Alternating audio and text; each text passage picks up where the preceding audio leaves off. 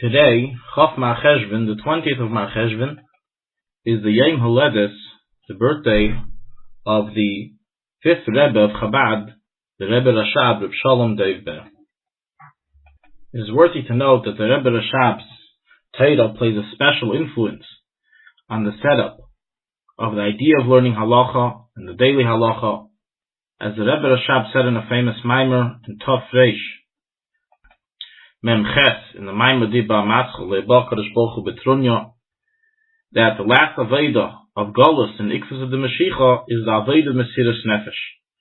And the Pirush of Mesiras Nefesh is not what people think, that you literally have to die, even though in the Rebbe Rashab's times and in his son's time, the Rebbe Rayatz, that is literally what had to be done.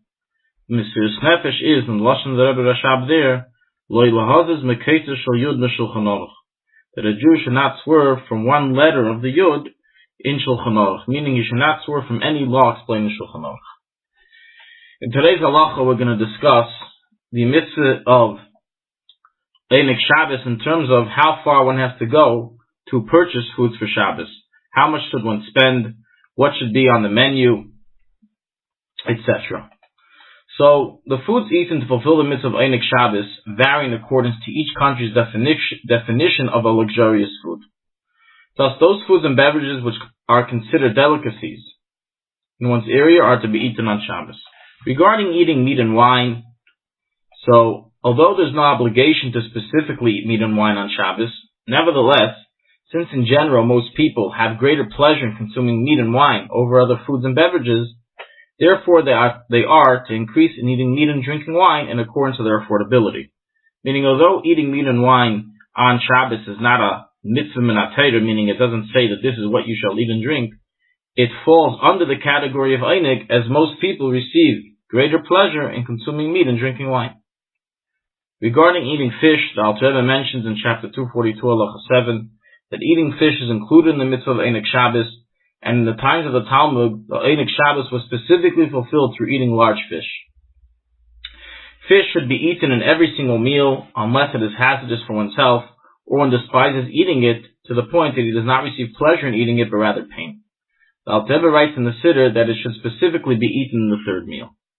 Regarding the significance of fish, so it's brought down in the Sefer Charedim that it's a mitzvah to eat fish by all meals, especially by the third meal, in order to elevate the souls that have been reincarnated into the fish. In the writings of Arizal, it's taught that the souls of tzaddikim are reincarnated into fish, and therefore eating a fish on Shabbos and elevating their neshamas have special influence and special meaning. It's interesting to note that in the Kuntres Achron, in chapter 242, the Alter Rebbe mentions an opinion that rules that eating fish on Shabbos is a mitzvah min ha-Torah. The Alter Rebbe rejects this opinion, saying there's no legal basis for it, but nevertheless, from all this we see the importance of eating fish to the point that even by meat, the Alter Rebbe doesn't write to eat by every meal, but fish, the Alter Rebbe writes one should eat by every meal, even by the third meal. So is written by the Alter Rebbe in the Siddur. So aside from meat, wine, and fish, one is also to have two cooked dishes. Even one who cannot afford to buy many varieties of foods for Shabbos, nonetheless it's proper to beware to have at least two cooked dishes by each meal. This applies to the first two Shabbos meals, but not to the third meal, in which case you can have less than two dishes, if wanted. If one generally has two cooked dishes for his weekday meal, then he's to increase on Shabbos and have three cooked dishes for Shabbos, and so on and so forth. One should always add in the amount that he has during the week. The idea of these two cooked dishes is referring to specifically the cooked foods as is defined as cooked regarding the laws of Erev Tavshilin. So this can include foods that are cooked, fried, baked, pickled, and one can use meat, fish, eggs, etc. that count as these foods. Raw dishes do not count as these two cooked foods that one is to have at the very least on every Shabbos meal, besides for the third meal. The above is just the basic menu: meat, wine, fish, and two cooked dishes. Aside for that, each person is to add an increase in his expenditure of Shabbos foods and other Shabbos needs in accordance to the amount that he can afford. It's brought down in chapter 242, Halacha 3, and in chapter 529, Halacha 4, as well as Hilchos Talmud Torah of the Alter Rebbe, chapter 1, Halacha 7, based on the Gemara in Beitza, that the money spent on behalf of fulfilling the mitzvah of Einik, Shabbos, and Yontif is not included in the budget decreed in Rosh Hashanah for one's annual food, expenses, and other needs.